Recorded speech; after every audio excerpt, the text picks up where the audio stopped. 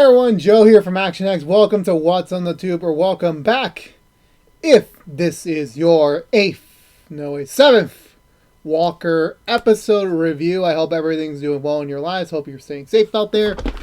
I'm back in my normal habitation. It's been a while. I apologize for last week's differentness. I was not in my house. I was at a friend's house for the week, which I fairly enjoyed. I don't want to entirely say where I was yet. I kind of want to save it to when things are a little bit safer to talk about. So I'm going to save that for later, but it was so irony to be doing that review there last week. I'll talk more about that, like, probably towards the end of the season. I'll talk about it.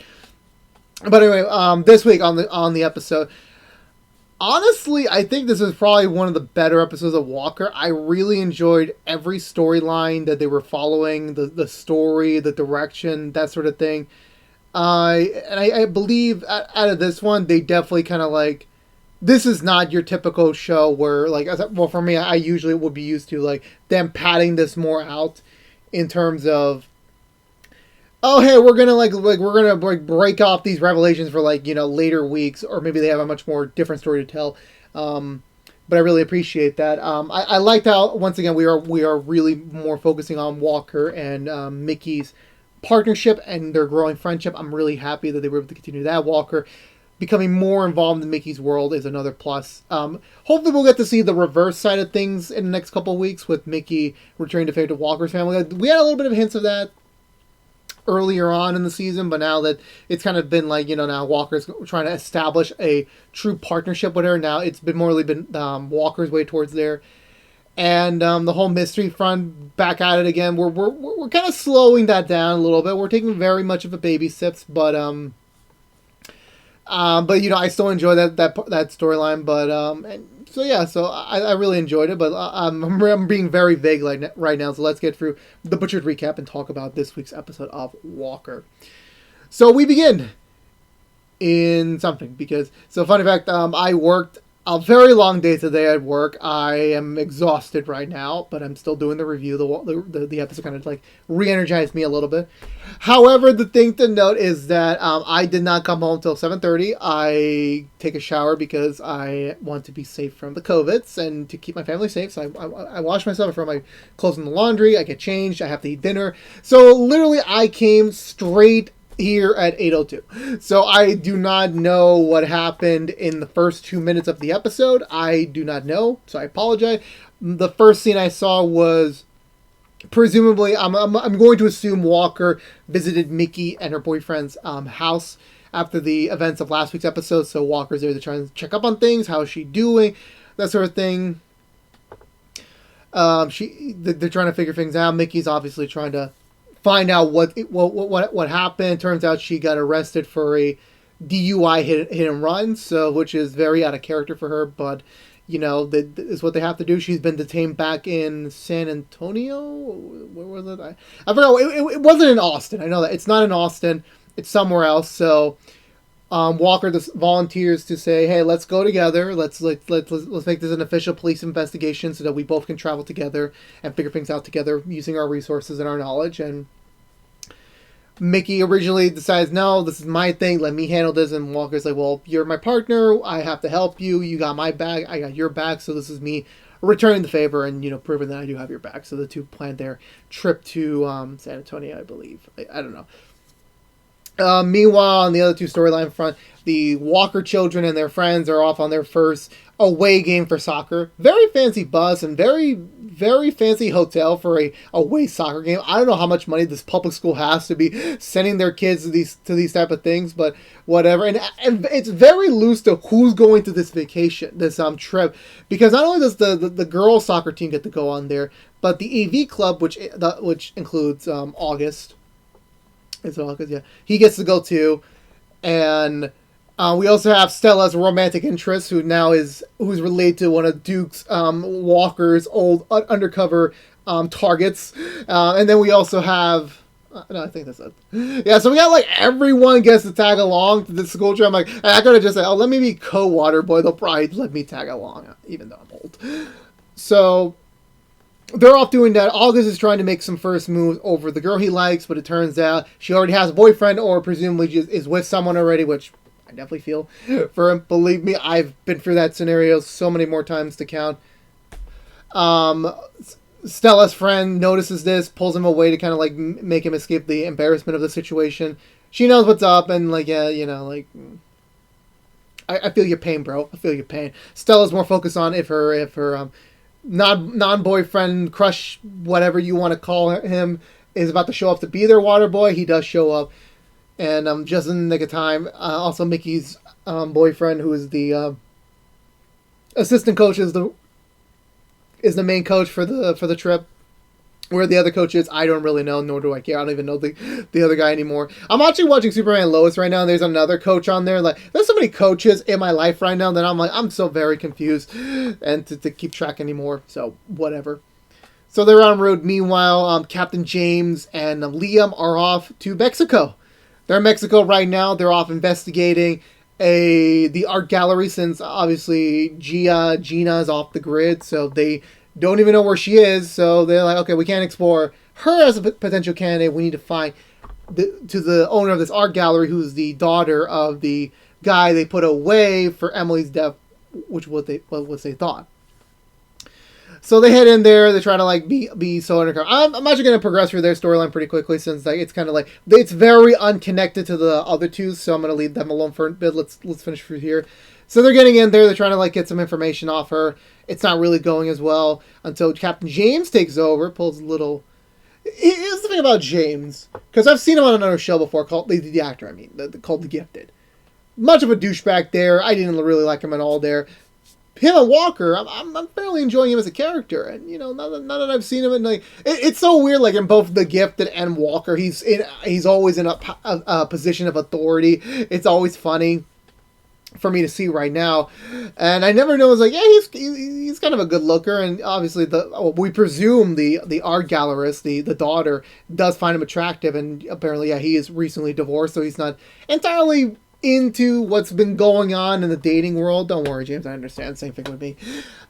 So they're having this vibe supposedly, but you know it's obviously weird because like James is supposed to be on assignment trying to figure out what's going on here, if there's any sort of a legal connection here with Emily's death. She's just like giving him do me eyes, and I'm like, oh man, damn, James, you should have went for it. I mean, I'm joking. But she gives him his number. Presumably they're going to have some thing along the way, but not even 5 seconds after James leaves the room. Nope, it turns out there's something more here. Apparently she contacts some mysterious person letting him know that, hey, look, the cop who put away my dad came up to my gallery. Something's up here.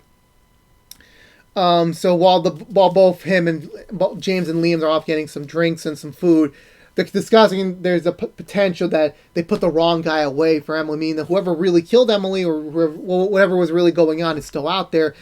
So now they feel guilty for telling Walker, like, hey, you're wrong. The case is over. You got to move on. You know, they feel bad, and Liam said the first thing we're doing once we get back to Austin is we got to tell Walker what's up. And James is not, I don't think he's 100% on it, but, you know, he's like, I got enough of this bullshit, I got enough of a headache, I'm getting drunk on this trip. Because his condition is, I will not be drunk in the United States of America. I'm in Mexico, I'm drinking, let's go. Which is obviously like, fair play, Captain James. The next day, Liam's hungover as hell. They're ready to go home. They're ready to like inform Walker and like now actually progress further. I was actually entirely ready for them to like, you know, get in there and like, okay, let's solve this case once and for all. But no, as soon as thankfully Captain James activates his car from a distance, the car blows up. So they've stumbled upon the wrong conspiracy and now they're fucked. And stuck in Mexico. Hopefully next week episode is Captain James and Liam escape Mexico. Let's go. Let's do that episode. Where do we go from here? Trying to think where we go from here. Oh yeah. So that's the end of their storyline. We cut back over to the other two storylines. Walker and Mickey make a very quickly get to wherever they need to go to. They bail Mickey's mom out. Mickey's ready to have this case against them, ready to get lawyers involved, trying to fight this. Mickey's mom like, nope, don't worry about it. I'm gonna handle this. Don't worry about it. Just go, pushing Mickey away.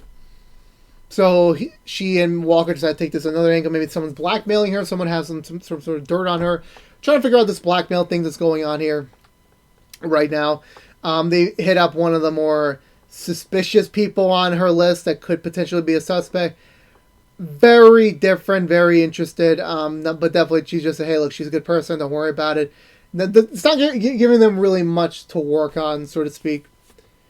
But there's a lot of like weird camera stances towards her bracelet. Weird. So they're at the they're getting tacos, they're resting, trying to figure out what's going on, like what else they could do. Walker's trying to search up some more of the moral cases. He finds out that one of the people that she didn't help put away, but someone that a cop that she kind of questioned and interrogated psychologically, who got his license revoked, has been calling her very frequently. So they assume like, oh, maybe he's harassing her, maybe this is it. So they head over to his place where he's cooking up some barbecue, and oh my god, I wish I could have had some barbecue. So they're ready. Mickey's ready to tear his ass apart, ready to investigate him. But there's a lot of things wrong here, considering the fact that he knows way too much about Mickey. I'm like, is this a stalker type? Like, are we about to get some weird like Jigsaw type stuff going on? But nope, turns out they're dating. Yeah, so Mickey's mom is dating one of her clients or one of the people she was targeting. So, awkward. So, Mickey and her mom are talking about, like, why didn't this come up? Why didn't she say anything? Obviously, Mickey's mom has a right to not disclose to her daughter that she's dating someone, let alone a cop that she's always targeting in terms of, like, in court. Walker and the boyfriend are talking. I don't know what they're talking about. They're talking about stuff, I guess, about Mickey and the whole thing. So, whew. Yeah, I've been fighting that in for the past 5 minutes. I apologize. So then having that banter, Mickey goes to talk to him. She tells him, look, I'm grateful you're taking care of her after the accident. I'm grateful you're there for her, that sort of thing. So it seems like Mickey's more comfortable with this relationship than we thought. But meanwhile, on the other side of the spectrum, because we're about to cross over here, so I gotta go finish up that storyline. So the school group arrives at the very fancy hotel that seriously this public school should not be able to afford. August is getting some advice from the guy that Stella likes about how to make a girl like him. The douchebag that took his girl comes up to hey, yo, I can help you get some girls. I'm like, nah, dude, nah, seriously. Here's the thing I don't understand is that how stupid, like, some people, like, not stupid, let me rephrase that. How very young and different and dumb we were back in high school. It was like, well, we thought this was cool, now years later, no, this is cool. So weird, very, very weird. So, picking onwards, I believe we just head over to breakfast the next day, or lunch. I think we just head over to lunch. It kind of looks like a lunch. Everyone's eating. August is just watching from a distance while the girl he likes is having lunch with another guy. Stella's having lunch with the guy she likes. And then we have Stella's poor best friend alone, just talking to her parents, presumably. August got no one else to say when everyone else is kind of side characters. Like he's gonna go to her, ask what's up. Turns out her parents have been deported. So, well, they weren't deported, but they knew they were gonna get deported, so they just left the United States on their free will, which is very which brings up another question, like who's taking care of the Stella's friend now? Who's taking care of her since she's still underage? She's still very much still in school. So like, who is taking care of her? Like they never mentioned like, oh, you have other family or something like that. They didn't mention that, so that's kind of weird. August feels bad about it and really can't do anything to help. Stella is telling the guy she likes about the thing they're about to do later. He's not really interested in or into it because he's still thinking about the whole Walker Duke connection and what his father said, that they have to put him down and kill him because he ruined their lives, that sort of speak. He tries to write it off when Stella points out that of his blankness. He tries to write it off as another very low key, trying to get rid of it, trying to just play it off. And then the entire group heads off to this abandoned field where they drink, they play soccer still. They're just having fun. This is the case here. They're just having some good old-fashioned fun. Stella's friend trying to help out August with the girl he likes by pulling with the other guy. Even Stella's guy, boyfriend, not boyfriend, whatever you want to call him, is noticing this. Like, hey, cool, you're just being yourself, man. That's pretty cool.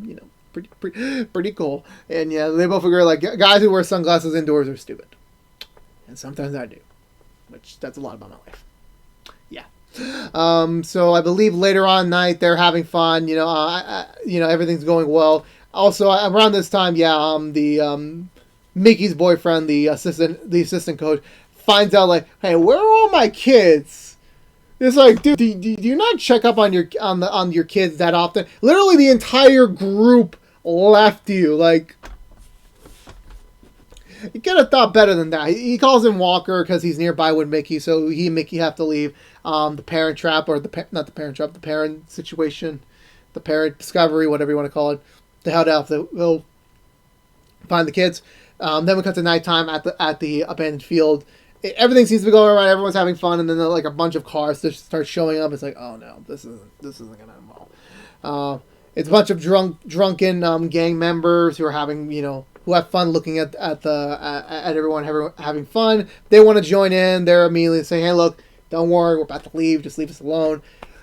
Drunk gangsters, gang members do they don't want them to leave. It's like, no, let's get having fun. Like you're on our turf. We didn't get an invite to this party. Now we're here. Let's have some fun. And like, even the way I said it, I was like, oh god, that doesn't sound right. Turns out like they want something very illegal. And I swear to God, like I really hate the fact that these people have guns. Because if they were all like man enough to have fights, then they would probably all lose. There. So they propose a challenge. They're like, hey, look, if one of y'all can score a goal on me, we'll leave you alone. Don't worry about it. You'll be fine. Stella goes up to bat to get rid of these guys. So she does a pretty perfect kick, but then turns out one of the guys just shoots the ball. Like, that's totally unfair.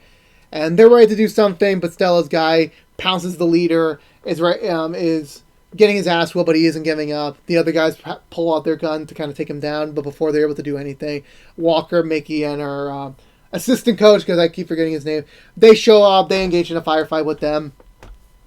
They tell the kids to retreat. Walker fights off the guy who was trolling everyone else before, while the other gang goon members are fighting off Mickey and her boyfriend from a shootout. Walker is immediately kicking ass, and the guy that Stella likes, who's related to Duke's undercover target, he's got a gun. He's ready to take aim at Walker, but he doesn't do so. He does briefly mention Walker's name, undercover lead Duke, which kind of does scare Walker, which actually really like, wow, are we already getting this right now so early? Like, this is so cool. Like, we're going to like really not get to the whole like, oh, he's going to earn their trust and then it's going to be a bigger betrayal type thing. And we're just going to get this out of the way now. Like, but nope. He just like, hey, I found this gun. Can you take it? And like, Walker's like, yeah, sure, thanks. Get over by the dudes. I was like, damn, so close. Get myself different. Oh, well. Moving on, I believe, so they arrest 3 of the guys. So they save the kids at the police station. They're filling out the report to get them arrested. And one of the dudes kind of threatens Walker, saying that, hey, look, your daughter was kind of, was kind of like, acting like she wants something tonight. And, when I get out of prison, I'm going to find her and I'm going to do stuff to her. And Walker's like, fuck you, man. He does like the perfect threatening, the perfect illegal threatening by ruling him in his book for shoving into him. And like, you're going away for an extra year because of that. So have fun. So like, damn. So Walker gets a little bit of gives the assistant coach a little bit of respect, even though technically he got him all. He let them all escape under his watch. Walker's like, you did the right thing by calling me. You fixed your issue. I respect you even more. If we ever need a veteran liaison, you're the guy to call. And Mickey's like, nah, we pulling out of here, man. Walker picks up his kids. He's about to scold them and give them another like lesson in their ears. But no, they know, like, look, he's right, and they're so grateful they're all alive. They just hug, and it's like, okay, all's forgiven. Hugs can fix anything, that they can.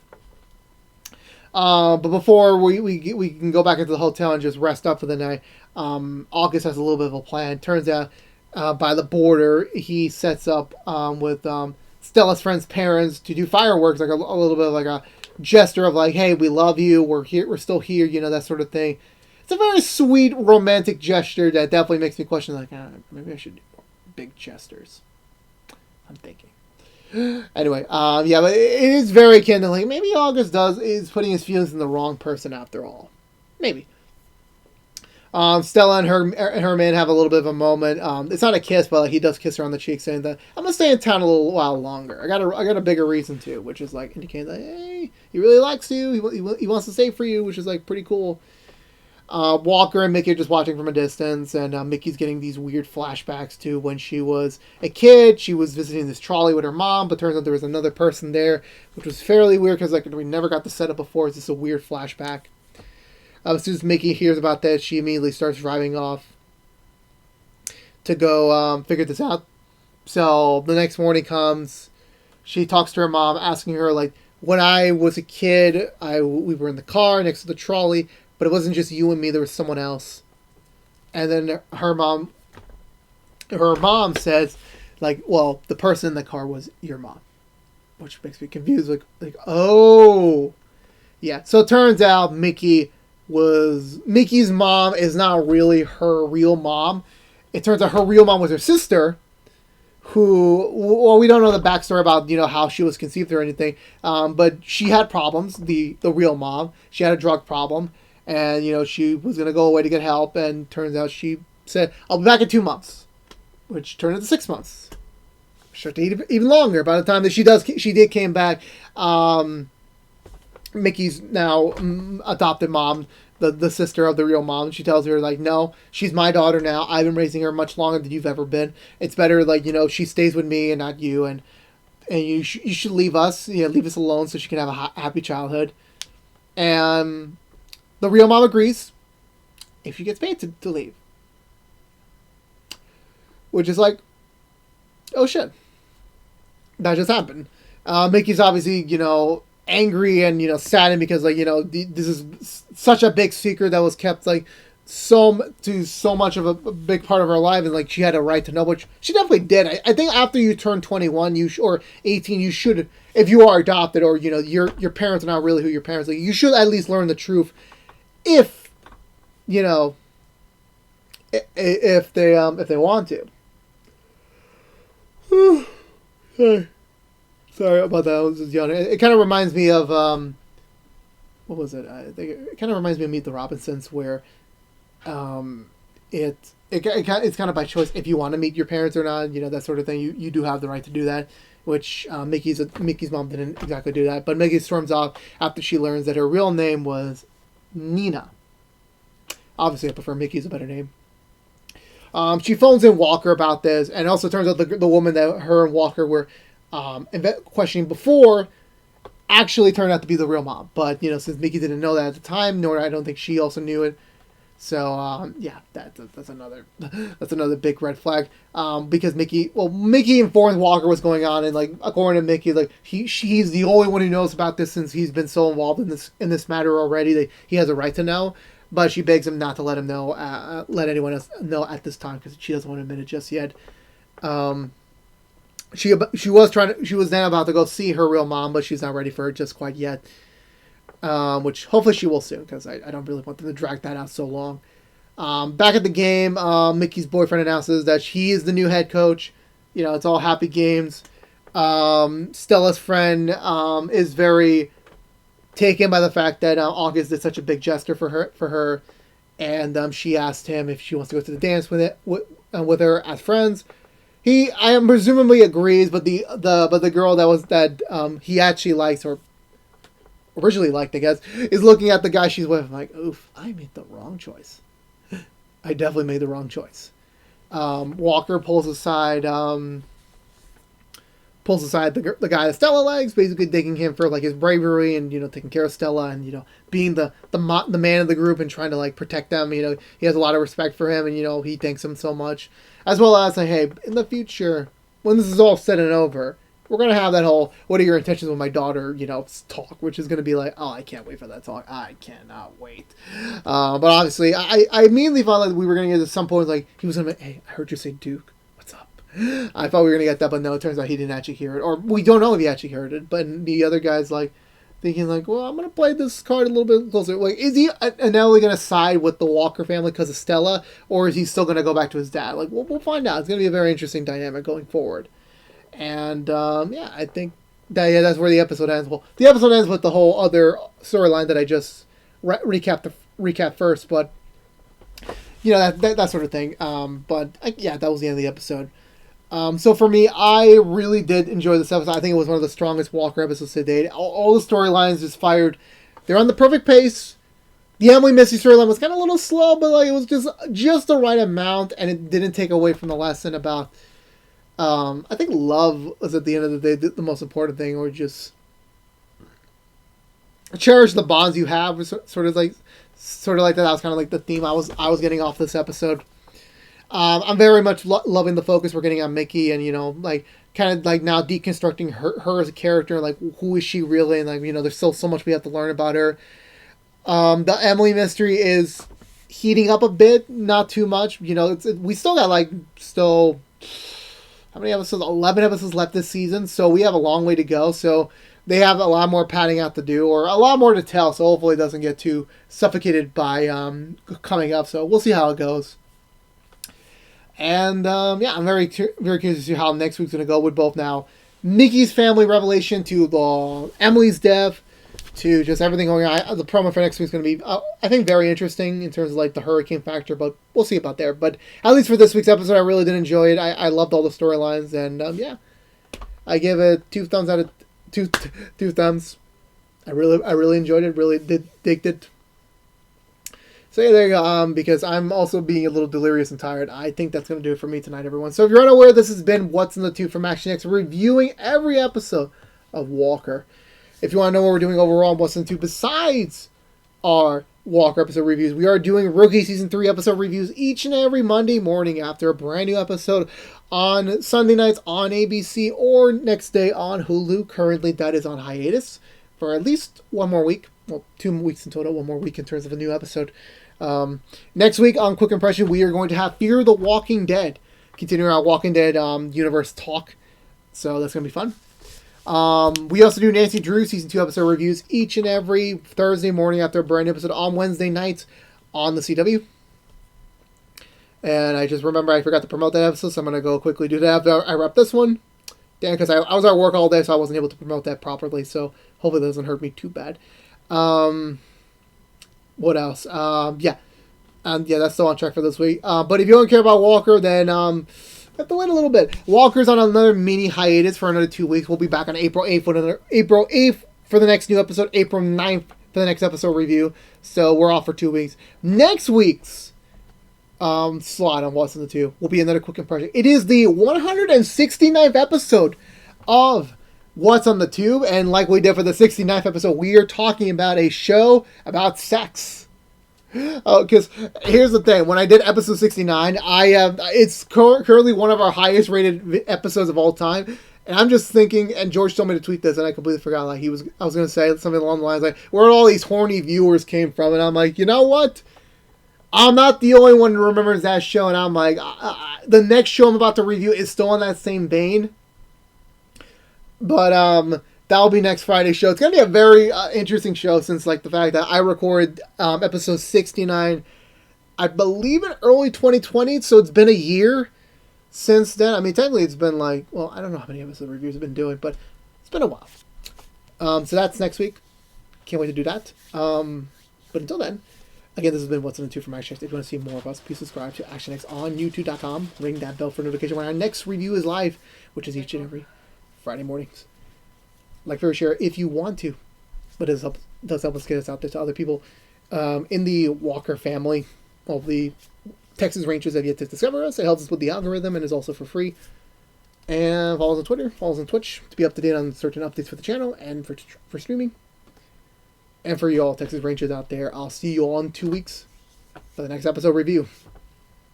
But until then, stay safe out there. Be good to each other. Let me know in the comments below what you thought of this week's episode. I'm always up down there for conversation. And peace out.